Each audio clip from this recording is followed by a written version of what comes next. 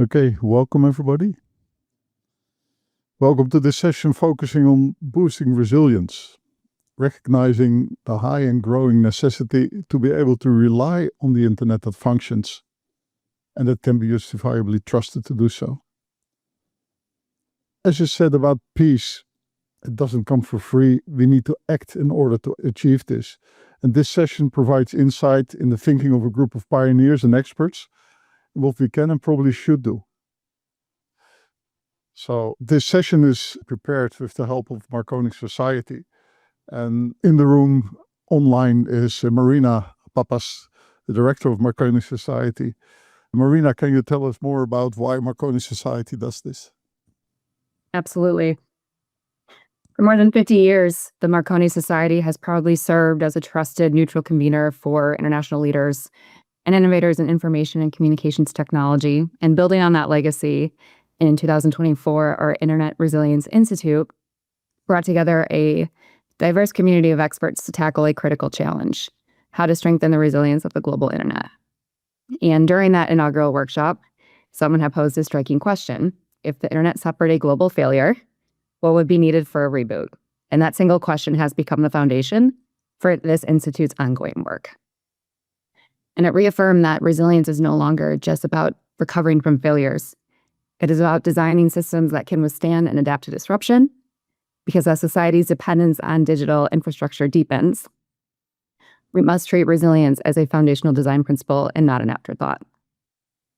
But perhaps even more importantly, that question highlighted a crucial reality. Resilience cannot fall on the shoulders of a single actor or discipline. It requires true multi-stakeholder collaboration and cooperation. So as you'll hear later in this session, the Internet Resilience Institute is actively working to create accountability frameworks and operational guidance for diverse stakeholders. And we welcome global partners to join us in our efforts in developing practical tools and shared resources needed to strengthen the global internet for everyone. Thank you, Maarten. Thank you so much, Marina. Thank you for that.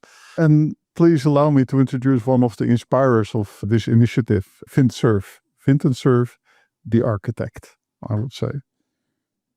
Recently retired from Google after more than 20 years as the company's chief internet evangelist. But I personally do not believe this will be the last thing we'll hear from Vint, because I learned to appreciate that this is not about a job, but about a life's mission that unfolded naturally over time. And thank you, Vint, for all you've brought together with and inspiring many others by your drive to simplicity and clarity. So please, as one of those who inspired the initiative, please share your thoughts, where we are and what the next steps are to be yours. First, thank you very much, Maarten, for organizing this, and thank you to the Marconi Society for its support as well. First of all, I would make the observation that resilience is going to be fundamentally required for WSIS+20 and for the Global Digital Compact to achieve their objectives, which is to create a substructure or an infrastructure which we can rely upon. When we talk about reliability, of course, it's an extremely broad term. It incorporates things like physical reliability, the reliability of software, which we all know is sometimes in question, but also trust in the system and in its ability to execute in a way that's reliable and trustworthy. So there are many elements that go into reliability. We also know that there are a lot of elements that add up to a functioning internet, whether it's the supply of electrical energy or connectivity of the fiber optic systems, linkages from ground to space, when you think about the low Earth orbiting satellites, to say nothing of the other layers of architecture that incorporate the functionality of TCP/IP or quick over UDP, or in fact the other application levels, the World Wide Web in particular, and then all the applications that sit on top of that. All of that somehow has to be made reliable.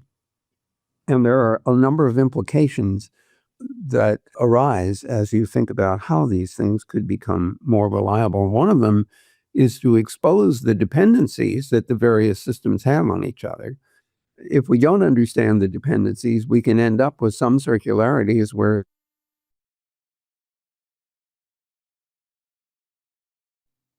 So these kinds of dependencies can interfere with the ability of the system to be reliable.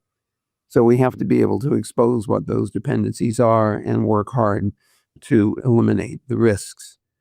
And finally, we have to deal with systems that are going to be functioning under stress. Some of that stress is just the result of increasing amounts of demand for capacity, which exceeds the limits of the present day system. But we are also faced with the fact that the internet is under attack at all times in various parts of the system. Whether the attacks are deliberate malware attacks or denial of service attacks, or maybe they're the consequence of countries deciding to shut the internet down for some political reason, the stress that the system experiences also exposes the importance and the need for resilience. And the consequence of this is that we all need to work together as a community to build a more resilient system than we have today. You had asked at one point, Maarten, whether there were any lessons that we could derive from the evolution of today's internet from its origins. And I would like to offer a few examples of things that I believe have contributed to, but are insufficient to guarantee the kind of resilience that we all are looking for. The first thing I would observe is simplicity is our friend here. Wherever we can make things simpler, we have a reasonable shot at making things more resilient and more reliable. So simplicity is important. The second lesson is that we learned that the layered architecture of the internet actually provides a great deal of resilience, because as long as the interfaces between the layers are relatively stable and if not static, then we can make all kinds of changes in the implementation of a layer. We can add things to the layer. A simple example is in the pre-1980s, no optical fibers were being used to carry internet traffic. After the early 1980s, fiber was added to the underlying system. The layering has turned out to give us flexibility and expandable implementation. That's going to be important. The third lesson we've learned is that the internet is a multi-party operation. You hear multi-stakeholder terms all the time, and that's really true. The whole entire history of the internet has been that it is assumed that many parties will be contributing to its operation at each of the various layers in the architecture, and that requires that there be a great deal of cooperation, collaboration, and common standards in order to maintain a shared but independently operated infrastructure. So the lessons of sharing and independence and cooperation, collaboration, and common standards are all lessons we should take to heart as we look forward to a more resilient system. Another element that we have, a lesson that we've learned, is that the end-to-end principle is still a very important notion. There is no interpretation of the payloads of the packets that are going through the net. The reason that turned out to be so important is that as we added new functionality and reinterpreted the contents of the internet packets, we didn't have to change the network because it didn't know what it was carrying. This ignorance is actually our friend. It's a very important element of the internet's design. And I think that's another element of resilience. When new applications come along, the network doesn't have to change in order to support them because the interpretation takes place at higher layers than the underlying network infrastructure. The last lesson that I would draw to your attention is that the internet community has created institutions whenever there appeared to be a need for them. For example, the Internet Architecture Board was created out of the Internet Configuration Control Board, which was to solve the Cerf got hit by a bus problem. We wanted to make sure that there were other people besides me who had in mind the design of the system and how it could evolve. The Internet Engineering Task Force was created out of need. Similarly, the Research Task Force. Similarly, the Internet Corporation for Assigned Names and Numbers, or the Internet Society, or the regional Internet registries, or Internet exchange points, or Internet service providers, or Internet application providers, or the computer emergency response teams, or the FIRST organization that coordinates among them, and you can name more. This is so important to understand that we do appreciate the creation of new institutions at need. And so as we focus on resilience in the future, we should be prepared for the possibility that new institutions are needed. IGF was created as an example when the need arose after the Working Group on Internet Governance could not come to a conclusion in the early WSIS meetings. So the last point I will make is the topmost desideratum coming out of today's session is that we want to identify what the dependencies are in this complex architecture and then treat them to improve the resilience of the system as a whole. We will have to find metrics that tell us whether or not we're achieving that objective. And so I hope the rest of the session will cast additional light on what steps we can take to make the system even more resilient and reliable than it has been heretofore. I'll turn this back over to you, Maarten. Thank you very much for the opportunity. Thank you, Vint, very much for sharing your wisdom and insights and where it all started. It all started in one office, and it's not only in one office anymore. So the next two speakers will introduce the substantial work done, produced by the Marconi Institute deliberations, respectively leading to a work stream to clarity, the life of a package, and towards learning from best practice, business resilience. So to speak about clarity is one of the people who've been leading that work in the Marconi Society Internet Resilience Institute, Victor Kuarsingh. And please tell us more about how does it hang together and where do we need to look at? Okay, to take a step back, one of the things we did was, let's just trace a packet, a Zoom call, I think it was. We said, like, how would this actually work? And as we looked into that, what we realized, as we understood the various architectural components that are inside various components of what we think the internet is, we realized it's actually a little bit more involved than a lot of people might first understand it to be. Now, this is a simplified view. There's actually a much more detailed diagram that shows intermediary networks, subsea cable, underlying infrastructure.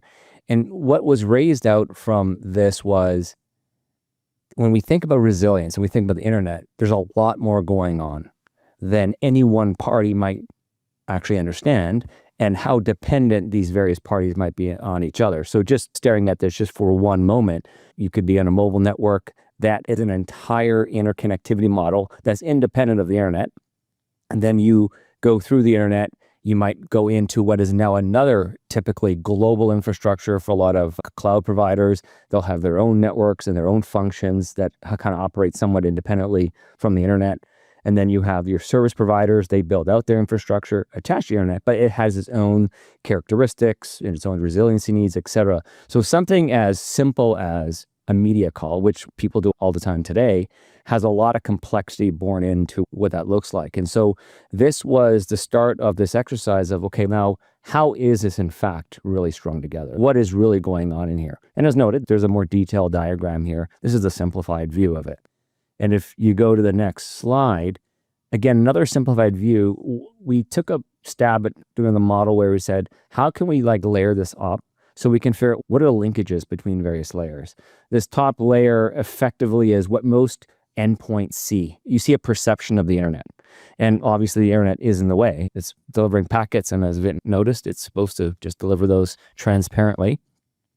However, rationalizing this with the previous diagram, there's a lower layer of function. Now, this is not the OSI layers we typically talk about. This is more infrastructural layers, like who's building infrastructure where. And under there are other networks that facilitate overall internet connectivity, but they operate very independently. An example of that would be mobile networks. They have their entire RAN infrastructure. They have typically national or international footprints. There's exchanges between mobile providers. All of that often runs in this lower layer. You don't see it, but it definitely is needed to deliver resilience or to deliver internet service. And then we have this other part, which is really important, which is dependencies. So these are the things that we start to really pay attention to. Inside here would be things like energy, data centers, construction, emergency services. There's a lot of things that fit in here that they need to work, and they need to work well, or these lower and upper layer capabilities will suffer. And there's a bit of a circular dependency, because not only is the internet as we know it dependent on these lower layers and dependencies, these dependencies also use the internet for their function. So now there's this interesting cycle of who's depending on whom. Again, there's a much more detailed model that is behind this uplifted version.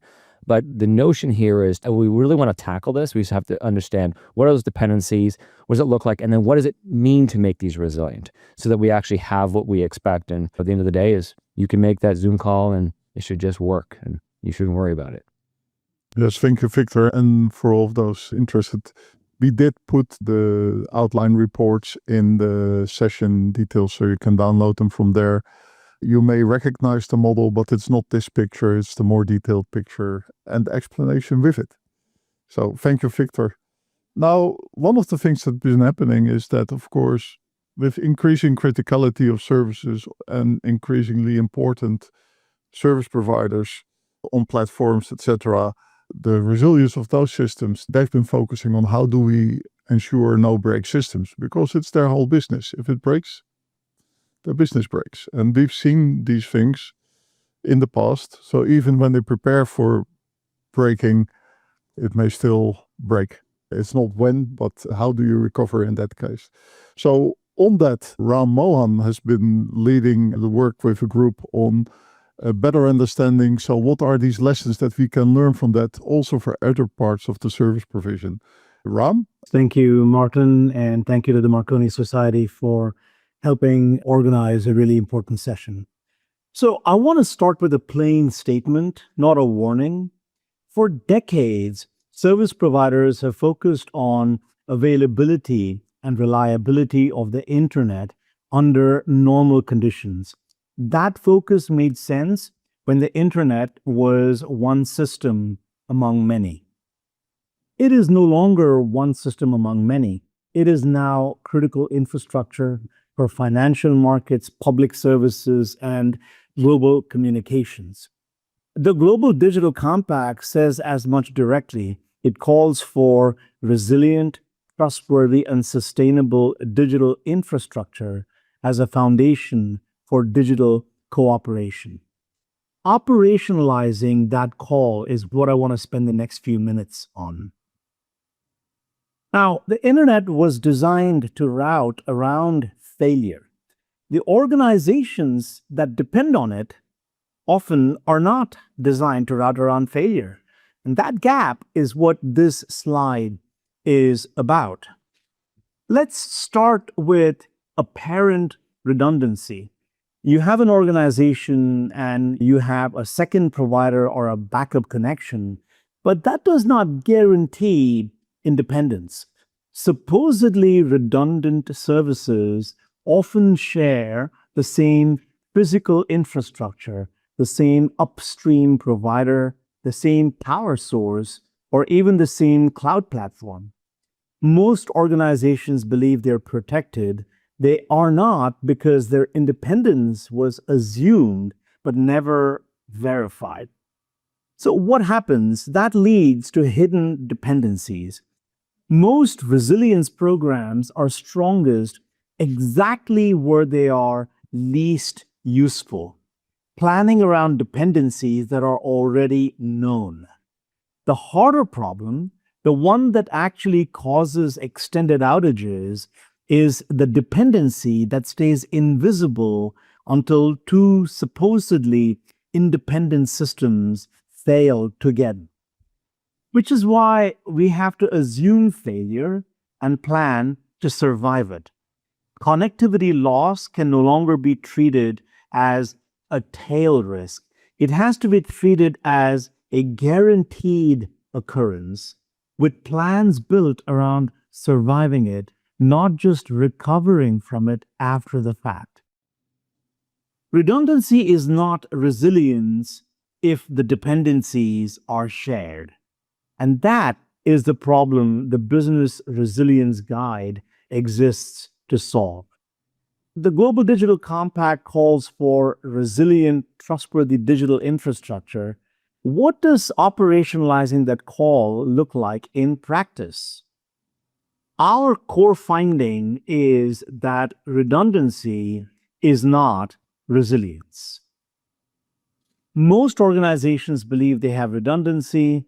In practice, these independent connections share the same upstream issues, and these things are invisible until the moment of failure. And this is exactly why classic continuity planning falls short. It audits the dependencies you already know about. It does not surface the ones you don't. So here is what this requires. 4 things. 1, map and discover the real dependencies. Identify where dependencies sit before a failure identifies them for you. Second, test. Replace assumptions with evidence. An untested backup is an assumption, not a plan. Third, learn and share. Turn incidents into collective knowledge. Failures recur when lessons stay inside one organization. And fourth, invest. Fund resilience before failure forces your decision. Prevention remains underfunded because it is invisible until it isn't. Now, no single actor can secure this alone. The internet has proven it can operate reliably under normal conditions. The task now is to make it survive the extraordinary ones. So we present a deliberately voluntary, measurable framework. No mandate is required. No chief information security officer is required. Anybody, your organization, you can implement this framework to get to better resilience. There are 4 steps in sequence. The first step is to assess where you are. Match which functions depend on the internet. Classify them as mission critical, important, and non-urgent. Evaluate your 24/7 readiness. You cannot protect what you have not inventory. Step 2, model. Build an impact likelihood risk matrix against real scenarios. Real scenarios like the loss of your data, power outages, or cyber attacks. And ground your scenarios in real-world case studies, not theoretical extremes. Step 3, plan. Technology, infrastructure, backups, a customer communication strategy. Practical preparedness includes training your staff because it's your people who execute the plan, not the documents that you have created. And the 4th step, own this, test it. Name an internet resilience owner for your organization. Test failover every year. Review and update after every incident. Without this step, the first 3 are merely a document. They're not a capability for your organization. Resilience becomes real when it has an owner, a test, and a learning loop. So my ask to this room is specific. Take the Business Resilience Guide from the Marconi Society. Take that Business Resilience Guide back to your own institution this month. Name an owner. Run the assessment against your single highest impact dependency before an incident does it for you. Thank you. Back to you, Maarten. Thank you very much, Ram, for your concise and clear message. And this is about the business. As a board director at regular places, I can add that this responsibility that this is done well is increasingly also push up legally as a compliance to board directors. And that can lead to some stress in the board and caring more about this and supporting this to happen. As Ram explained, we have not only one person who can do it, not even one organization who can do it, they're suppliers. So I'm very happy to have in the room a DNS operator, routing expert, and a youth ambassador with a fresh view to comment on what's needed here. I saw you nod a lot already. Philippe from Orange, please, what are your observations here? Thank you.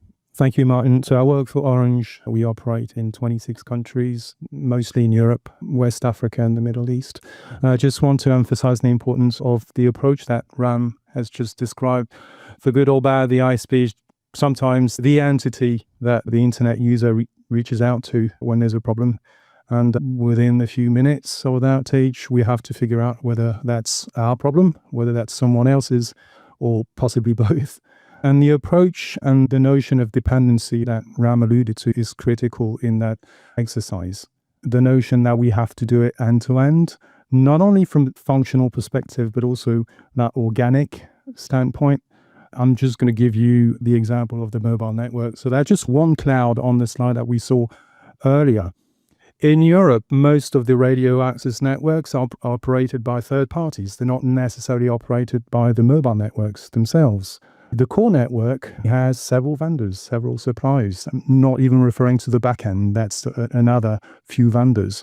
We've got cloud providers as well. We've got common infrastructures for number portability, for public key infrastructures. There's all sorts of people involved in this. And DNS resolver operators as well. So there's a whole load of players in that game. And the methodology that is adopted here is critical for us, not only in tackling an issue, but also in preparing for this.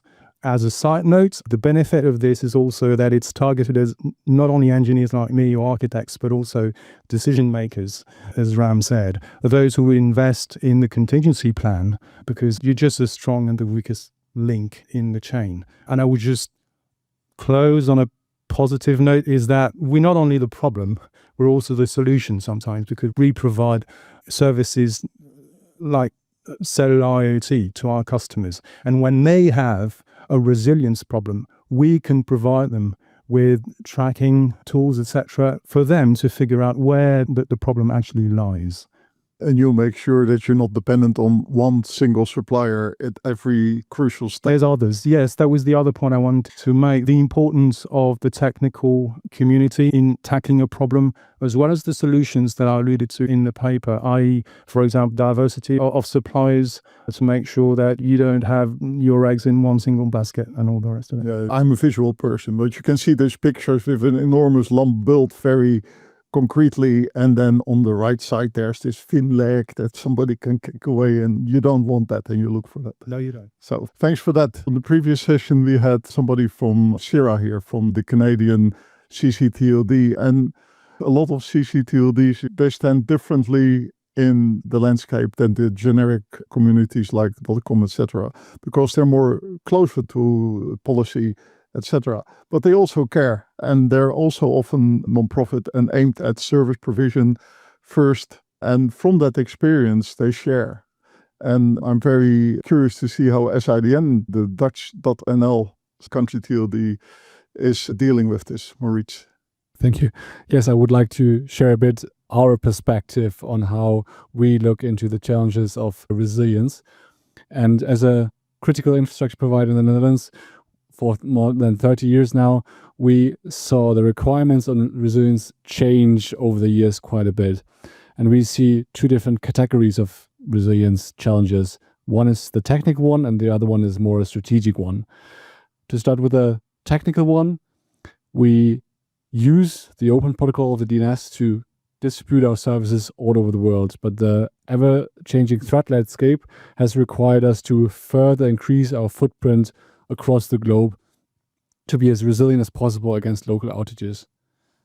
Besides that, we also rely on services provided by others. So we're not running our own service all by ourselves, but we do consciously rely on service by others to have not all eggs in one basket, but to spread the risk across different providers.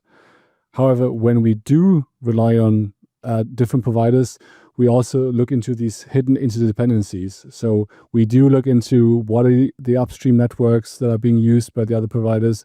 Do they overlap with our networks that we rely on? What kind of software they're running? Are we all running the same DNS software, or are we having some diversity in there as well? So this is something that we take into account, that we also continuously measure. When we look at the strategic resilience, we are now also seeing geopolitical developments as a threat for resilience. And this is definitely a threat that we have not seen in the last few years, but just got our attention in recently, more or less. And this also meant that we moved from a US-based infrastructure provider to a EU-based infrastructure provider to be a bit less threatened by political tensions. And finally, we also would like to avoid key man risks.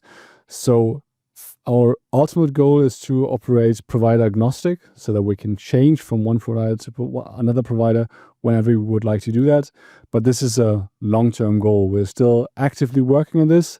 Sometimes we have to face trade-offs between convenience in the short term, but also sovereignty and less dependence on the long term. From our perspective and the perspective from the last 30 years, we've seen these ever-changing risks, and we think that you have to look into technical challenges, but also into strategic challenges that we need to continuously evaluate. Thank you for that growing, evolving experience and making the network stronger and stronger, because you have to. And you can never stop, because then it's done. Indeed. Yeah. So good. Thank you very much. Katarina, you work with SCION Association, and one of the remarkable facts that got you on the nettle of many is that the Swiss banking system seems to rely on the routing models that you guys have been developing. And that sounds like a solution that is for a very sensitive area, something that can help. Can you tell a little bit more about that in the context of what you've heard? Sure. Thank you, first of all, for the invite, and good afternoon to everybody. I'm here to really shine a light on SCION. SCION is a technology. It's an alternative approach towards resilience, especially across critical infrastructure that are of the internet. And today, SCION is deployed across many of these critical sectors, from finance, healthcare to utilities, as well as payments. And it really, the benefits of SCION translate into better and greater resilience in three main ways. One, connectivity is provided by a federation of ISPs, so there is no single point of failure, but as well as concentration is lower than in a typical setup. Number two, and this is maybe for some of you like a new term, but SCION enables optionality. Optionality means that users have control over choice of providers as well as paths. So they can select paths based on criteria like sovereignty, like performance, or anything that fits their requirements. And number three, users within the network have full visibility over the entire supply chain. What does this mean? This means that third-party risk is lower, as well as the attack surface is reduced, and you have more control on the cybersecurity aspect. And as Maarten mentioned, this is being deployed in the Swiss finance sector with the Swiss Secure Finance Network, launched by the Swiss National Bank as well as SIX, the IT infrastructure operator within the Swiss sector in Switzerland. And every day it connects more than 300 banks, and for other financial institutions it processes up to 220 billion Swiss francs every single day. It's being exchanged on this SCION technology. It's live since 2022, and it has proven its resilience because it has no outages, downtime, or security. SCION really lets you build resilience into the architecture from the start, and it gives users more control over their connectivity needs. So thank you for this excellent example. We have this internet that connects us all, and on that internet there's different needs and different networks, and how can we make sure that we get the justifiable trust that we need for specific applications? So thankful for sharing that. Raneem is one of the youth ambassadors at that Internet Society is facilitating every year to grow into better understanding how things hang together from their professional experience and their background. And many of these we will see more and more in the hallways, in the rooms, and on the speaker seats. Well, I'll ask you to share your perspective from your fresh internet ambassador perspective. So please.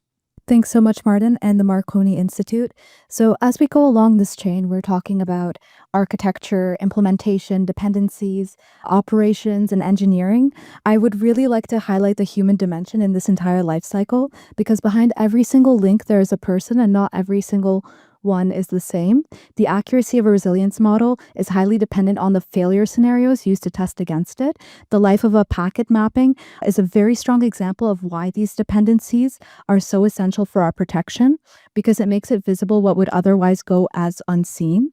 Something as simple as joining a Zoom call is highly dependent on the power grids, the financial systems, and the DNS services that we don't think about until they fail. Just as we map these technical dependencies, we must really think about the humans in that link of the chain. And so the failure scenarios can vary significantly depending on where they sit in the system. A failure scenario for a young person in the global south living in an informal economy who is a mobile first user will be far different than large enterprises or governments, because there is a single point of failure. There is no redundancy. There is no recovery from that. And I think that is a very strong consideration that we need to make. They have no IT to fall back on or any kind of institutional buffer or kind of protection in this case. Young people make up the largest segment of new internet users globally. And the vast majority of young people are based in these failure scenarios. They are in the global south. They are mainly using mobile data and operating under this circumstance. And so here's the key point. If we're building these resilience frameworks and we're not taking these people into account, we can't say that, okay, it's because of a lack of diverse perspectives or that there was something that we didn't consider. We really lack real data on these specific scenarios, and we should really consider it. And so we don't have that same kind of baseline that enterprises do, that they stress test against for their own kind of protection. And so the validation and the practical solution here, because this is a methodology problem, is to really bring those people into the conversation. So it would mean running the life of a packet mapping exercise against, let's say, a teenager in Lagos who is probably working in an informal employment setting and could really use that. And so it means also including organizations with those users in the mapping working group, also using these failure scenarios as visible as the technical ones that we have highlighted in this panel. And that's what validation against the lived experience actually looks like in practice. And that's the stage of the life cycle that is currently missing from the model. Thank you. Thank you so much. I love your scenarios, by the way.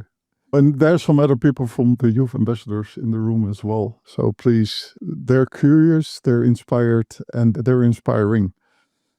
So with that, we approach the end of the session, and we do have this wake-up call, which is realizing it's not just a technical challenge, but really an urgent global one. So please, these slides will also be available in the session description. Link in, connect, participate, or at least read and get inspired to these reports. 45 minutes didn't really allow us to be interactive. Shall we take one question? Thank you, Maarten. I'm coming back to the theme that I'm talking about all day. Ram, you showed this beautiful overview because that's what every company needs to do. However, when there's a major hack, usually we always found out that they've been warned and not acted upon. But the ones who really lose out are the people whose data are lost, because within hours you get the first spam messages or phishing messages, whatever. So should there be more accountability on the one hand?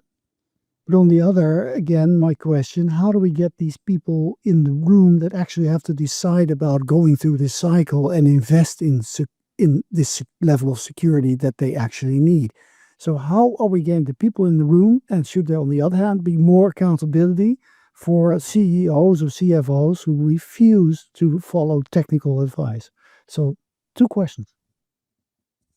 Yes, thank you very much. These questions have not been the focus of this because it was really on the resilience of the networks themselves. But as said, organizations are more and more responsible for delivering resilient services. Legislation, whether it's NIST or EU legislation, requires that. And it also pushes us up to the boardroom, not only to the operations. So it's getting there. That more needs to be talked about. I think we can all just nod our heads on, because in itself, this session hasn't changed anything. And none of the sessions in Geneva will, unless it leads to action, as you said. Unless the pebblestone ripples in the pond are observed and lead to more people and organizations being awake, aware, maybe also before legal requirement is there, becoming aware of the challenges and opportunities and take action starting today. And that call goes out to all of us. I think an excellent example is last year, Flare, one of the biggest platforms, they had an outing. And what they did, and I thought was exemplary, is they went out, they declared the outing, they declared what they're going to do about it. And this is the way forward. We need to prepare for the worst, but we need to stand ready to take action when needed. And our contribution to this today is, I think, let's make sure that we don't try to do it in isolation, but do it together. And as you said, embed it in the wider setting. So with that, really thank you for your attention. And I do believe this will roll on to become more of a focus point at ITO, in the world, at the UN, in countries, in companies, and ultimately for the people themselves, because they will choose those service providers that serve them well. So thank you very much.